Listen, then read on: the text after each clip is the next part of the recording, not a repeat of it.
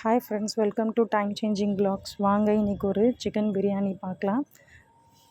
ஒரு spoon key add பண்ணிவிட்டு 2 spoon oil add பண்ணிக்கலாம். இது கூட ஸ்பைசஸ் ஆட் பண்ணிக்கலாம். பட்டை, லவங்கம், ஏலக்காய், பிரிஞ்சி இலை, ஒரு பெரிய வெங்காயம் எடுத்திருக்கேன், ஒரு தக்காளிங்க, கொத்தமல்லி, புதினா, இஞ்சி பூண்டு பேஸ்ட் ஒரு 1.5 ஸ்பூனுங்க. இந்த கிளாஸில் தான் நான் அரிசி எடுத்திருக்கேன்.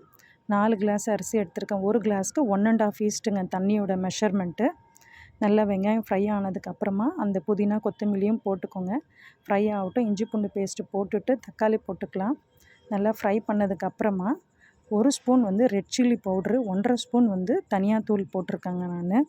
இந்த பிரியாணிக்கு தேவையான உப்பு ஆட் பண்ணிக்கலாம். இப்போ நம்ம அந்த சிக்கன் மேரினேட் பண்ணியிருக்கோம்ல தயிர் கூட, அதையும் ஆட் பண்ணிவிட்டு நான் 4 கிளாஸ் அரிசிக்கு ஏற்ற மாதிரி உப்பு போட்டிருக்கேன். நீங்களும் அதுக்கேற்ற மாதிரி பார்த்து போட்டுக்கோங்க. தண்ணி ஆட் பண்ணதுக்கப்புறமா 1.5 ஸ்பூன் கரம் மசாலா, ஒரு 2 சில்லி நறுக்க வேண்டாம், அப்படியே போடலாம். நல்லா கொதிக்குது பாருங்கள். இப்போ நம்ம அரிசி ஆட் பண்ணிக்கிட்டு நல்லா ஒரு வாட்டி மிக்ஸ் பண்ணிக்கலாம். ஒரே ஒரு கொதி வந்தால் போதுங்க, சிம் பண்ணிடலாங்க. சிம் பண்ணிவிட்டு நம்ம மூடி போட்டு மூடிட்டு டம் கட்டிடலாம். உங்கள்கிட்ட என்ன இருக்கோ வெயிட் அதை மட்டும் மேலே வைங்க. நம்மளுக்கு அவ்வளோதாங்க. ஒரு 8 to 10 மினிட்ஸில் பிரியாணி ரெடி ஆகிடுச்சு. உங்களுக்கு எப்படி குவான்டிட்டியோ அதுக்கேற்ற மாதிரி பார்த்துக்கோங்க. மூடி எடுத்துகிட்டு சைடில் ஒரு கரண்டி வச்சிங்கன்னா நல்லா உதிரி அவ்வளோதாங்க, பிரியாணி ரெடி ஆகிடுச்சு.